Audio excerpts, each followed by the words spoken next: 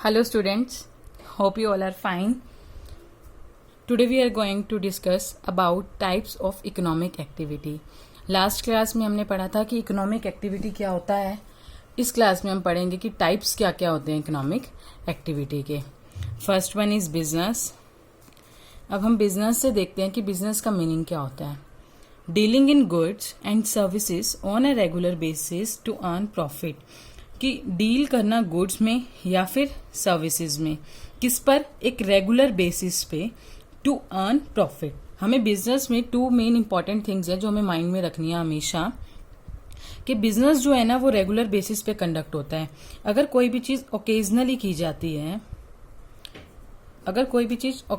करी जाती है तो वो बिजनेस नहीं होता. और सेकंड क्या होता है, टू अर्न प्रॉफिट. कि जब हम प्रॉफिट को अर्न करने के लिए कोई भी एक्टिविटी परफॉर्म करते हैं तो वो बिजनेस होती है. अगर हमारा मोटिव नॉन प्रॉफिट होगा तो वो बिजनेस नहीं होगा. फॉर एग्जाम्पल, जैसे हमने लास्ट क्लास में भी देखा था, एक शेफ है, वो रेस्टोरेंट में काम करता है तो वो उसके लिए बिजनेस है. बट अगर वो अपने घर पर खाना पकाता है तो वो क्या है, नॉन प्रॉफिट एक्टिविटी है, तो उसको हम बिजनेस नहीं बोल सकते. सेकंड आता है प्रोफेशन. प्रोफेशन क्या होता है?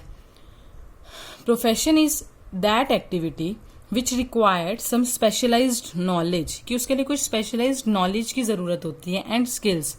जैसा कि प्रोफेशन डिफरेंट कौन से हो सकते हैं, डॉक्टर, इंजीनियर, लॉयर. जैसे अब हम देखते हैं कि सीए है, सीए के लिए एक स्पेशलाइज्ड नॉलेज चाहिए. हर कोई तो सीए नहीं बन सकता ना. एमबीबीएस क्यों करते हैं? डॉक्टर बनने के लिए. अब ऐसे तो कोई भी डॉक्टर नहीं बन सकता कि हाँ उन्होंने कर एमकॉम रखी है बट वो डॉक्टर बन जाए. बीएड है, किस लिए होता है? टीचिंग प्रोग्राम है. एमबीए है, किसके लिए है? मैनेजमेंट के लिए है. तो ये डिफरेंट क्या होती हैं, डिग्रीज होती हैं या स्पेशलाइज्ड नॉलेज होती हैं जो अफेक्ट करती हैं प्रोफेशन को. फिर आता है एम्प्लॉयमेंट.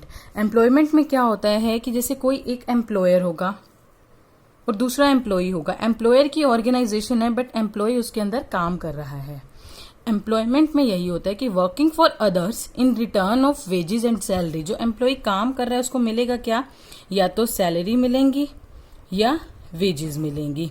ऐसा तो नहीं वो फ्री ऑफ कॉस्ट काम कर रहा होगा. इन रिटर्न तो उसको कुछ ना कुछ चाहिए ना. यही है एम्प्लॉयमेंट. फॉर एग्जाम्पल, जैसे एक टीसीएस ऑर्गेनाइजेशन है, सबको पता है वो एक बड़ी ऑर्गेनाइजेशन है बट बहुत सारे इंडिविजुअल ऐसे हैं जो उसके अंडर काम कर रहे होते हैं. ये सब क्या हो गए, एम्प्लॉय. और ये पर्सन जो हो गया वो हो गया एम्प्लॉयर. ये क्या है, एम्प्लॉयमेंट कंडक्ट करना, कि मतलब एम्प्लॉयमेंट जनरेट करना. Next topic is business. Business को अब हम डिटेल में पढ़ेंगे कि बिजनेस के फीचर्स क्या हैं या फिर उसकी कैरेक्टरिस्टिक्स क्या हैं. फर्स्ट ऑफ ऑल हमें उसका मीनिंग पता होना चाहिए. जब भी हमें कोई क्वेश्चन अटेम्प्ट करना है ना, तो सबसे पहले क्या करना है, जो भी टर्म है उसका मीनिंग लिखो. फिर उसके रिगार्डिंग कोई एक डेफिनेशन लिखो विद द पर्सन जिसने वो डेफिनेशन दी है, उसका नेम भी आपको याद रखना है. उस डेफिनेशन को लिखने के बाद आप टॉपिक पे आओगे कैरेक्टरिस्टिक्स.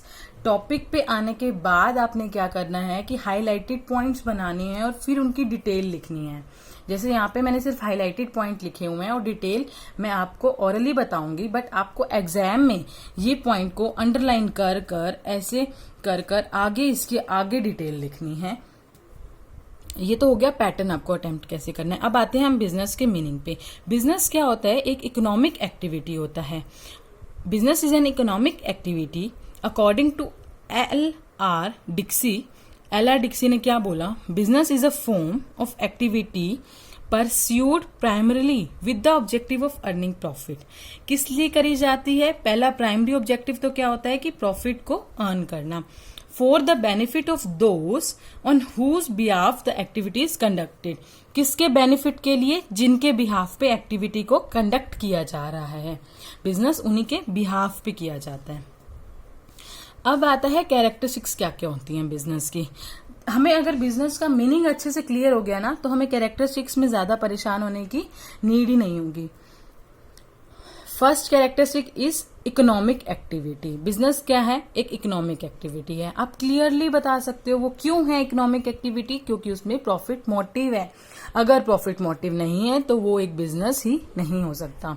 सेकंड है प्रोडक्शन एंड प्रोक्योरमेंट. या तो हम बिजनेस में कुछ ना कुछ प्रोड्यूस कर रहे हैं या हम कहीं से रॉ मटेरियल लेकर या फिनिश गुड्स लेकर उनको आगे सेल आउट कर रहे हैं।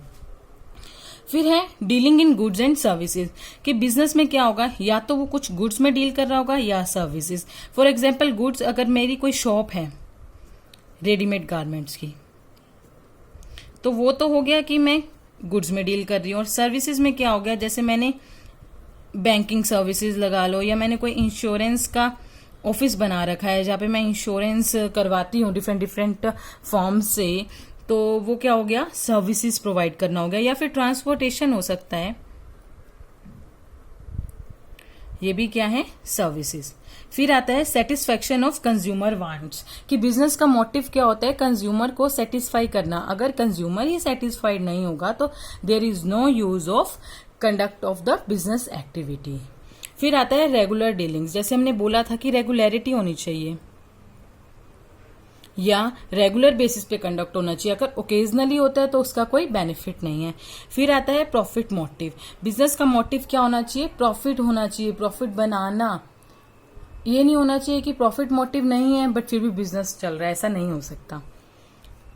अनसर्टेनिटी ऑफ रिटर्न, अब इसमें क्या होता है कि बिजनेस अनसर्टेन है, प्रॉफिट भी हो सकता है, लॉस भी हो सकता है। ये तो ऑर्गेनाइजेशन पर डिपेंड करता है कि उसको लॉस हो रहा है या फिर प्रॉफिट हो रहा है।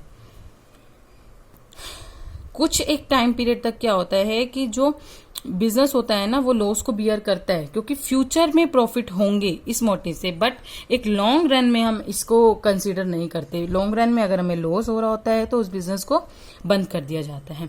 फिर है रिस्क एलिमेंट कि बिजनेस में अब हम कैपिटल इन्वेस्ट करते हैं, ठीक है, कैपिटल इन्वेस्ट करी तो कुछ ना कुछ तो रिस्क होगा। रिस्क कैसे होगा कि जो काम है शायद हमारा चलेगा नहीं चलेगा, क्या पता ये पैसा मेरा डूब जाएगा, क्या पता मुझे इसके रिटर्न नहीं मिलेंगे, तो कुछ ना कुछ तो होगा ना फर्क।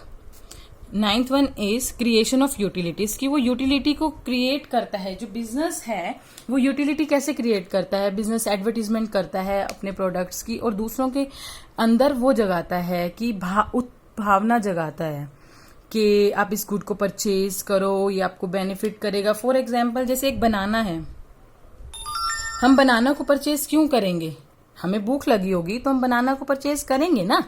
ऐसे ही बिजनेस में होता है कि अगर हमें उस प्रोडक्ट की नीड है या फिर हम उससे अट्रैक्ट हो गए हैं तो हम उस प्रोडक्ट पे पैसा जरूर इन्वेस्ट करेंगे। Thank you.